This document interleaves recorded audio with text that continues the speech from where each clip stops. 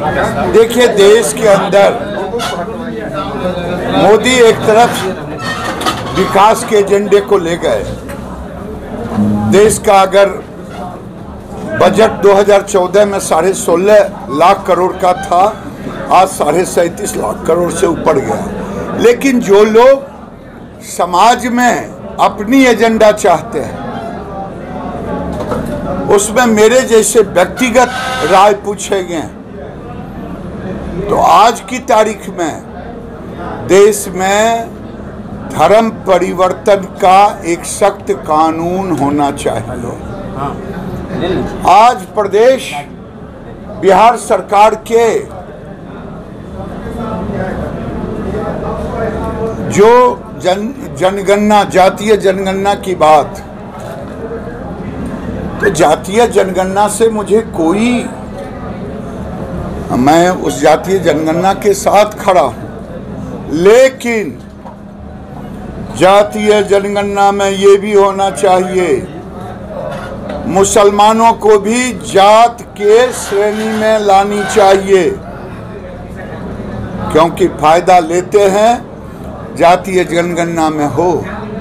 जातीय जनगणना में 11 जिले को 1991 में राजेंद्र गुप्ता और जनार्दन यादव ने पिटीशन दिया था कि जो लोग विदेशी हैं उनके नाम को, और समय शायद मेरे ध्यान में आ रहा 3 से 4 लाख मतदाता सूची से नाम काटे गए थे।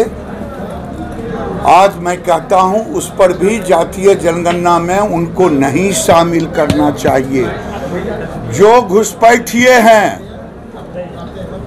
राजनीतिक दृष्टि से भले जो कह लें, लेकिन जातीय जनगणना से उनको, चाहे रोहिंग्या हों, चाहे बांग्लादेशी घुसपैठिए हों, चाहे 1991-92 में निकाले गए जो हैं, उनके परिवार को भी उस जातीय जनगणना में नहीं शामिल करना चाहिए। मुझे कोई दिक्कत नहीं, लेकिन अब समय आ गया है कि देश में अल्पसंख्यक पर पुनर्विचार होनी चाहिए, कि देश में अल्पसंख्यक की परिभाषा को पुनर्विचारित करने की ज़रूरत है।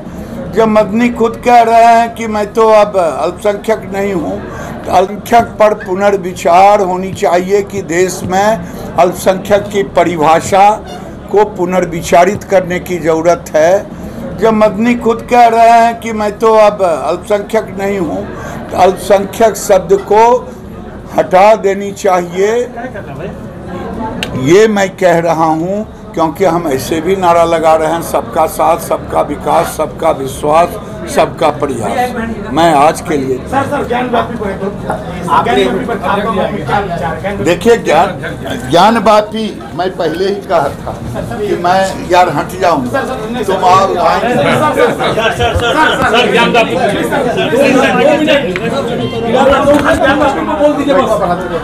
ज्ञान जो अध्यक्ष जी नहीं बोलेंगे वो हमसे पूछ लें। इसको कंप्लीट कर दिया जाए सर। ज्ञानवापी कोर्ट में केस है, और मेरे जैसे व्यक्ति को संवैधानिक पद पे बैठ करके कोर्ट की अवहेलना नहीं करूंगा, लेकिन पूरा देश आज जो चीजें निकल के आई है, वो चीजें किसी को कहने की जरूरत नहीं है। आखिर मुस्लिम समाज वीडियो को सार्वजनिक करने के विरोध में क्यों खड़ी है, पहला बात। और बार बार जो 1991 के कानून को लेते हैं कि ये 1991 का कानून है, 1991 के कानून के तहत ज्ञानवापी नहीं आता है, क्योंकि उसमें प्राचीन शब्द, एक तो कांग्रेस ने तुष्टीकरण की राजनीति के लिए आजादी के बाद अगर देश के अंदर पटेल होते प्रधानमंत्री, राजेंद्र बाबू रहते राष्ट्रपति, तो ये मुगलों के, आक्रांताओं के, लुटेरों के, औरंगजेब हो या अकबर, शेर शाह हो या बाबर, इनके निशानी को मिटा देने की जरूरत थी।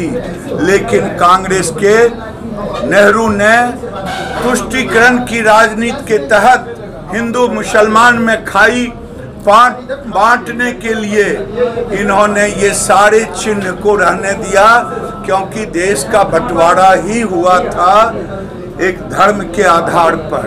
इसलिए ज्ञानवापी आज औरंगजेब के क्रूरता का जीता जागता